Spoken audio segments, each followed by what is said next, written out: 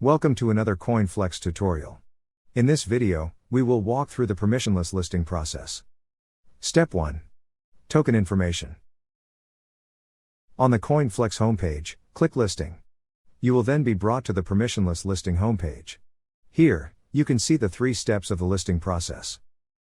Please note that you have to log in or register for a CoinFLEX account before you can create your listing. If you need to register for an account, you will be taken to a page asking you for your email, password, and confirmation password. You will also be asked to agree to our terms of services.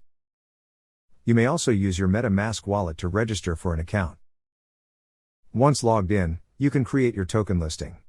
Step 1 is filling out the token information form, which includes the token full name, the token symbol or ticker, the token logo in PNG format, and the Twitter and Discord links for your token project. Once you have filled in this information, click Next, and proceed to Step 2, the blockchain information form.